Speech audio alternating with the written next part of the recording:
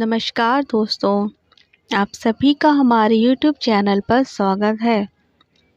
आज मैं आप सभी को अनंग देव की साधना के विषय में बताने जा रही हूँ। सबसे पहले तो मैं आपको बता देना चाहती हूँ कि गुरु मंत्र के साधक ही इस साधना को कर सकते हैं, जिन्होंने कम से कम 1 वर्ष तक अखंड रूप से गुरु मंत्र का जाप किया हो। अब मैं आपको बताने जा रही हूँ। शास्त्रों में अनंग देव को कामदेव के नाम से भी जाना गया है। कामदेव को हिंदू शास्त्रों में प्रेम और काम का देवता माना गया है। अनंग देव के जो अस्त्र हैं वो हैं गन्ने का धनुष और पुष्पों के तीर। इनकी सवारी तोता है। इनका स्वरूप युवा और आकर्षक है। वे विवाहित हैं और उनकी पत्नी देवी रति हैं। वे इतने शक्तिशाली हैं कि उनके लिए किसी प्रकार के कवच की कल्पना ही नहीं की गई है।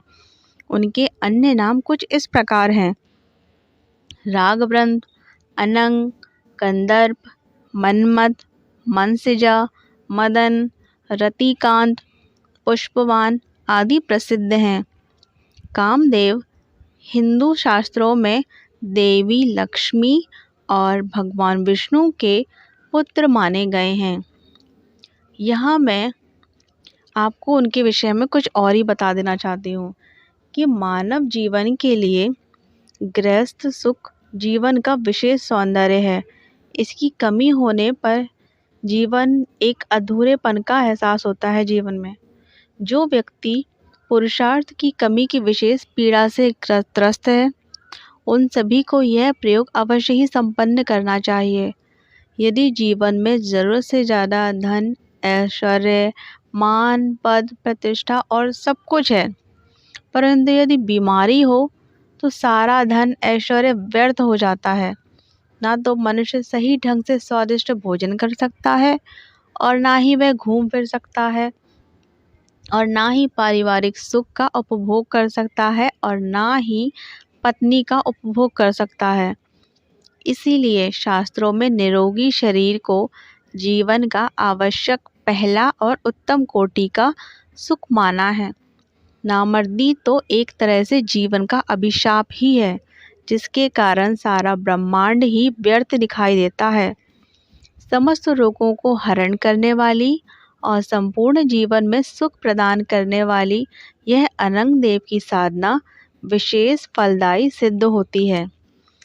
यहाँ मैं आपको साधना में जो यंत्र और मंत्र हैं वो मैं आपको नहीं दे रही हूँ। आपको विधान में बताती हूँ, कृपया ध्यान दें। अनंग देव की साधना हम शुक्रवार और रविवार के दिन से प्रारंभ कर सकते हैं। इसमें यंत्र का अत्यंत विशेष महत्व है। यंत्र को भोजपत्र पर लिखकर प्राण प्रतिष्ठा कर त्रिलोक के ताबीज़ में भरकर किसी कांसे के पात्र में स्थापित करें। इसके बाद अनंग देव के मंत्र को 7 दिन तक नित्य 11 माला मंत्र पढ़कर अभिमंत्रित करें। फिर इस ताबीज़ को भुजा या गले में धारण करें।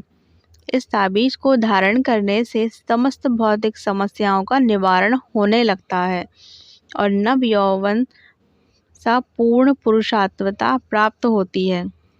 अगर आप सभी हमारे द्वारा दी गई अनंग देव की साधना को करना चाहते हैं तो आप हमारे गुरुजी से संपर्क करें। धन्यवाद।